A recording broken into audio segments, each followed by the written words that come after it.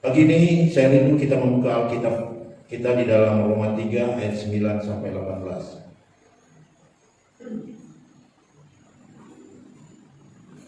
Untuk menghormati firman Tuhan, dipersilakan kita bangkit berdiri dan kemudian kita membaca bergantian. Saya membaca ayat yang ganjil, saudara membaca ayat genap sampai ayat yang ke-18. Roma 3 ayat yang ke-9 sampai 18. Dengan hitungan 1 sampai yang ketiga. Sekali lagi Roma 3 ayat 9 sampai 18. 1, 2, 3. Saya duluan. Jadi bagaimana, adakah kita mempunyai kelebihan daripada orang lain? Sama sekali tidak, sebab di atas kala kita tuduh baik orang Yahudi maupun orang Yunani bahwa mereka semua ada di bawah kuasa dosa. Ayat 11, tidak ada seorang pun yang berakal budi, tidak ada seorang pun yang mencari Allah.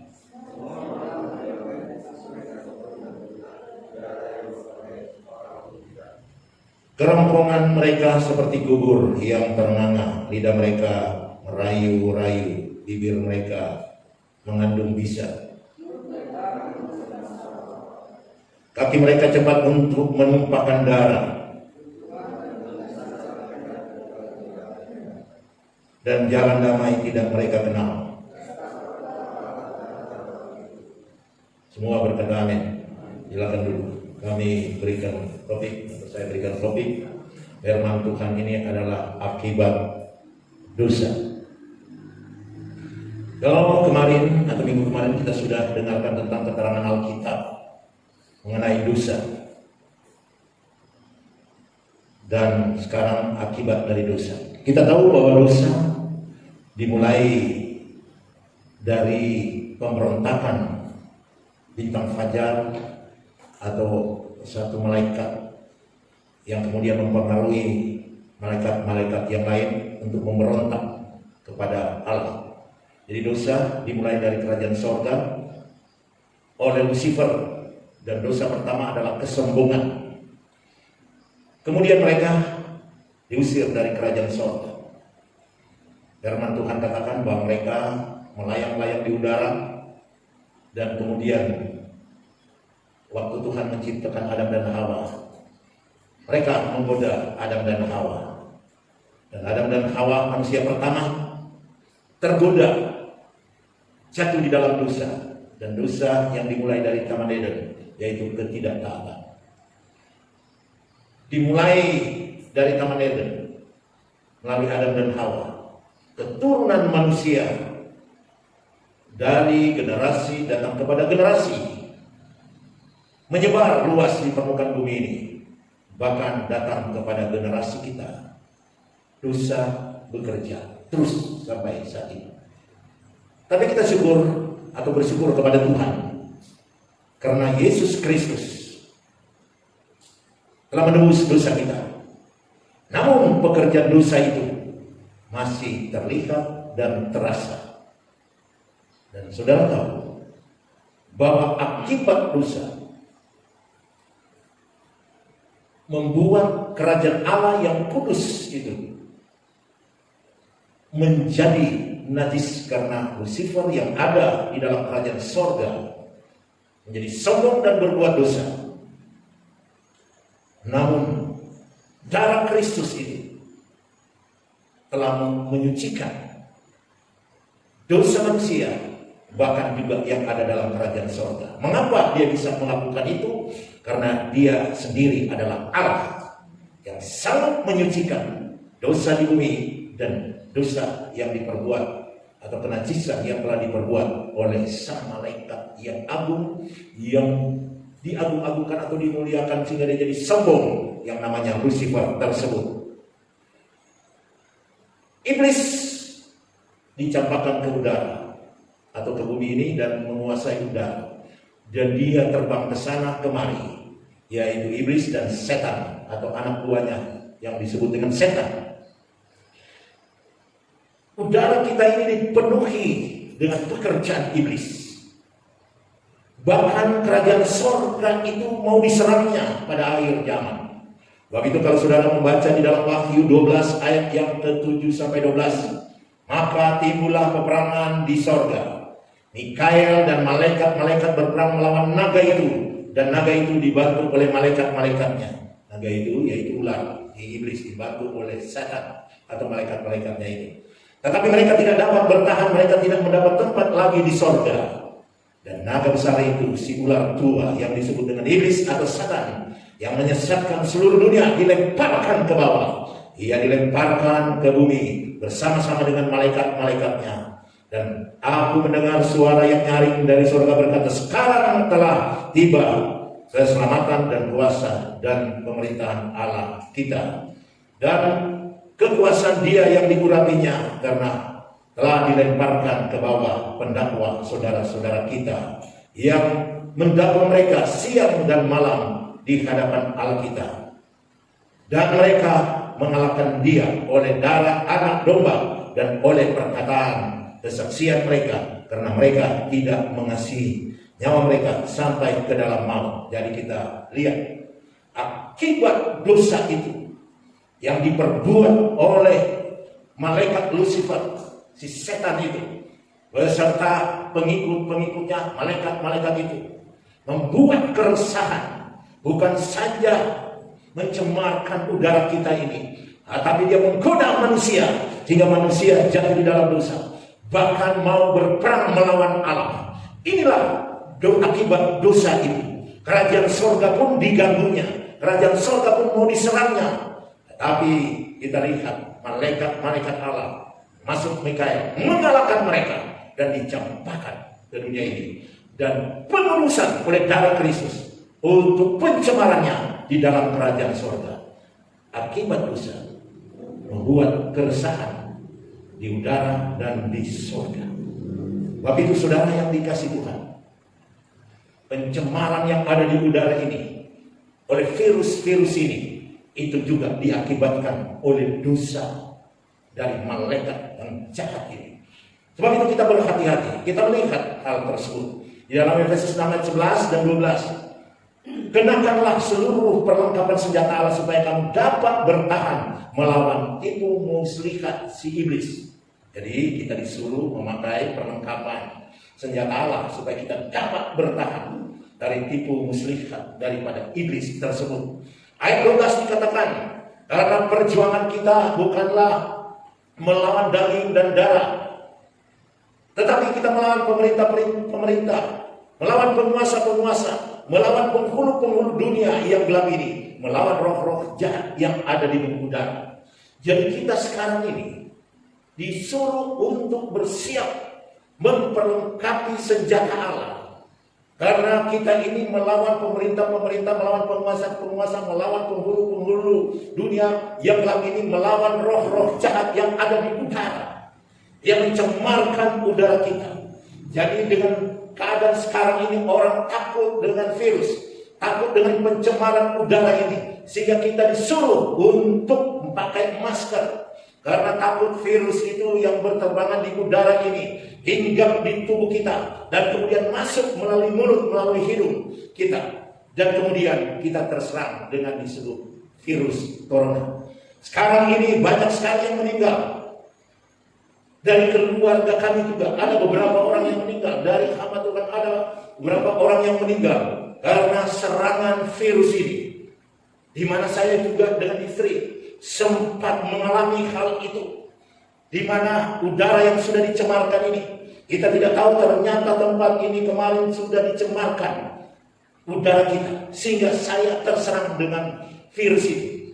Tetapi oleh pertolongan Tuhan, pencemaran itu dapat dihapuskan oleh kuasa darah Kristus. Sebab itu kita harus berhati-hati. Kita ini harus memperlengkapi senjata Allah, karena perlawanan kita bukan melawan darah dan daging, bukan melawan manusia yang ada di depan kita yang bisa kita lihat, tetapi kita melawan penguasa di udara, yaitu roh iblis atau iblis itu sendiri yang siap menyerang kita dengan berbagai macam cara. Jadi dengan berdosanya iblis atau akibat dosa yang dibuat oleh iblis, kerajaan surga menjadi najis oleh perilakunya, dan udara ini dikuasainya. Jadi kita lihat akibat ini terjadi satu hal yang mengerikan akibat perbuatan iblis ini. Sebab itu saudara yang dikasih Tuhan, iblis dan setan akan menguasai udara. Jadi jangan heran, udara yang telah diciptakan oleh Tuhan dengan udara yang segar, baik yang ada di pedalaman segar, karena ada pohon-pohon, ada bukit-bukit, ada sungai-sungai. Namun sekarang ini pencemaran itu datang sampai ke pedalaman, sampai daerah kita, di mana banyak hutan, banyak pohon, banyak sungai, namun udara kita sudah tercemar. Hati-hati, ada banyak virus.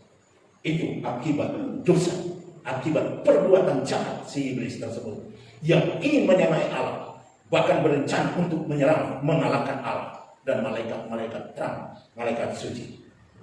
Itu akibat dosa. Jadi dosa itu sangat merusak.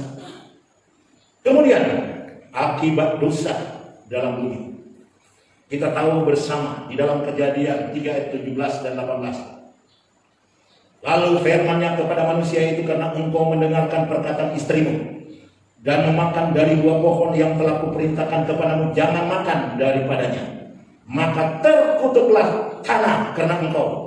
Dengan bersusah payah engkau akan mencari rezekimu dari tanah seumur hidup.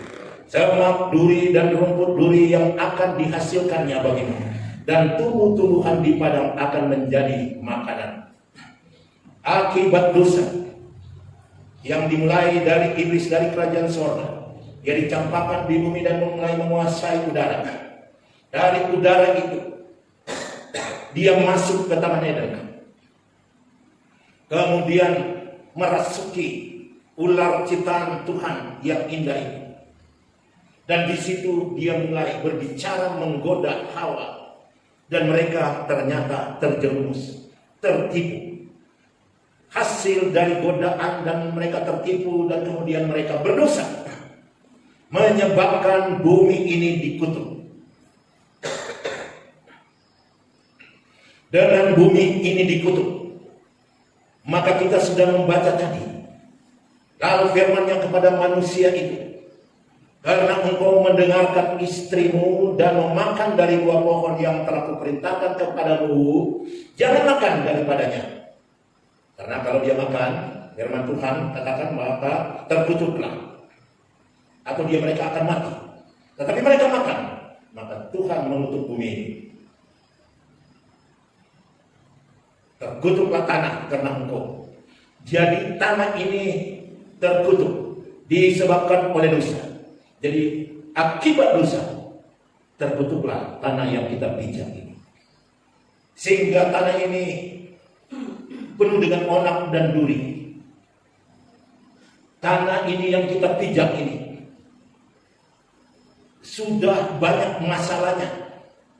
Bisa terjadi gempa bumi, bisa terjadi badai di bumi ini, bisa terjadi banjir bandang. Laut bisa mengamuk, menghancurkan kapal-kapal yang besar dan menenggelamkan kapal-kapal yang besar sekalipun, sehingga banyak orang yang meninggal. Gelombang pasang, bahkan tsunami terjadi. Bumi ini telah dikutuk, baik di darat dan di laut. Dan kemudian kita melihat di bumi ini ada manusia-manusia, keturunan dari Adam, di mana dikatakan mereka itu menderita, mencari nafkah dengan susah payah di tanah ini atau di bumi ini. Dan bukan saja susah payah di dalam mencari nafkah, mencari kehidupan, terjadi persaingan antara si A, si B, antara negara satu dengan negara yang lain. Kalau persaingan itu makin meningkat, terjadilah peperangan. Dan kita lihat peperangan yang terjadi sekarang. Itu akibat dosa. Di mana peperangan itu Manusia tidak lagi memiliki kasih sayang. Mereka saling membunuh satu sama yang lain. Mereka saling membinasakan satu sama yang lain. Saling ingin memusnahkan satu sama yang lain. Dan kalau ini masih terjadi, ini disebabkan karena dosa ketidaktaatan.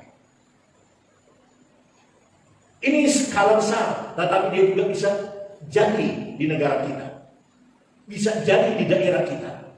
Bisa jadi di tengah-tengah keluarga kita. Dan kita lihat sendiri, menyaksikan melalui TV, mendengarkan melalui radio, membaca melalui surat kabar, di mana banyak keluarga-keluarga yang hancur, di mana suami istri bertengkar, terjadi perceraian. Ini diakibatkan oleh dosa. Kalau cuma jadi perceraian, kita anggap biasa. Tetapi kalau terjadi pembunuhan, istri bunuh suami, suami bunuh istri, papa bunuh anak, anak bunuh papa, sebaliknya anak bunuh ibu, ibu bunuh anak. Dan ini terjadi di hari-hari terakhir ini. Kita mau bilang apa? Karena memang itu nyata, fakta terjadi. Sekali lagi, karena iblis yang ada di udara ini yang telah berbuat dosa pada awalnya, tidak berhenti untuk membunuh manusia, menghancurkan masa depan manusia. Sebab itu, kita itu seringkali bersaksi, nangis-nangis, ada banyak tantangan, ada banyak kerintangan. Saya sudah berbuat baik, berusaha untuk melakukan ini, namun dia bilang ini, dia bilang ini, dia buat ini, dan lain sebagainya. Fakta. Tetapi memang itu yang kita hadapi. Karena akibat dosa. Tetapi kita sudah diamarkan oleh firman Tuhan. Kita sudah diperingatkan oleh firman Tuhan. Supaya kita berhati-hati. Karena dosa yang telah merusak ini disebabkan oleh iblis, dan iblis tidak berhenti untuk menghancurkan masa depan, terutama masa depan anak-anak Tuhan, orang-orang yang Kristus. Bukankah iblis juga akhirnya ingin menyerang kerajaan surga? Malaikat Tuhan dia ingin musnahkan. Kalau boleh Allah juga dia musnahkan.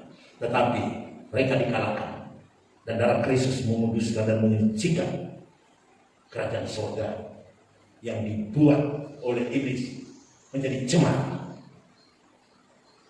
Nah, dengan demikian saudara, kita manusia yang disebabkan oleh dosa tersebut, firman Tuhan sudah amarkan kita supaya kita berjaga-jaga, berhati-hati, karena iblis dari udara. Kita harus memakai perisai, yang tentunya perisainya adalah perisai kebenaran. Kuasa Allah ada di situ, menjaga dan melindungi kita. Selama kita berlindung kepada kebenaran itu, selama kita ada di dalam kuasa Allah, iblis akan dikalahkan. Tetapi kalau kita keluar dari situ dengan tidak melakukan kebenaran, sehingga kita berbuat dosa, maka kita menjadi incaran empuk daripada iblis. Bumi aja akibat dosa akhirnya dikutuk. Sebab itu kita juga harus berhati-hati. Terus bagaimana akibat dosa dengan kita manusia? Akibat dosa manusia dengan Allah, yang tadinya Tuhan Allah itu bisa muka dengan muka bercakap-cakap dengan manusia, tetapi setelah manusia itu jatuh di dalam dosa, maka akibat dosa itu manusia menjadi takut untuk menghampiri Allah, putus hubungan yang sempurna dengan Tuhan, dan manusia itu menjadi suka untuk melanggar perintah Allah. Jadi dosa telah merusak hubungan antara manusia dengan Allah. Ketidaktaatan kita telah merusak hubungan kita dengan Allah. Firman Tuhan mengajar orang Israel, janganlah di dalam Imamat 19 ayat 18, janganlah engkau menuntut balas dan janganlah menaruh dendam terhadap orang sebangsa, melainkan kasihlah sesamamu manusia seperti dirimu sendiri. Akulah Tuhan. Tetapi firman ini banyak kali dilanggar. sehingga kita tidak mengasihi sesama kita atau mengasihi sesama umat Tuhan. Kita langgar membenci mereka. Kita langgar bahkan ada yang membunuh sesama anak Tuhan, sesama manusia, saling membunuh satu sama yang lain. Mengapa ini terjadi? Sekali lagi ini karena dosa. Jadi roh manusia kehilangan hubungan dengan Allah, sehingga keakraban kasih Allah menjadi luntur baginya. Paulus mengatakan kepada jemaat di Efesus, dan pengertiannya yang gelap jauh dari hidup persekutuan dengan Allah, karena kebodohan yang ada di dalam mereka, dan karena mereka atau karena kedegilan hati mereka. Kedegilan dan kebodohan itu memutuskan persekutuan dengan Allah, dan kita seakan-akan hidup di dalam kegelapan. Kita tidak melihat terangnya yang ajaib. Ini pun karena akibat dosa. Dosa yang bekerja, dosa yang mempengaruhi kehidupan kita. Paulus juga menasihati jemaat yang ada di Korintus, karena jemaat di Korintus sangat rentan perpecahan. Dan Paulus katakan, tetapi manusia duniawi tidak menerima apa yang berasal dari roh Allah, karena hal itu baginya adalah suatu kebodohan dan ia tidak dapat memahaminya, sebab hal itu hanya dapat dinilai secara rohani. Artinya kita harus hidup di dalam roh supaya kita dapat menilai kebenaran itu.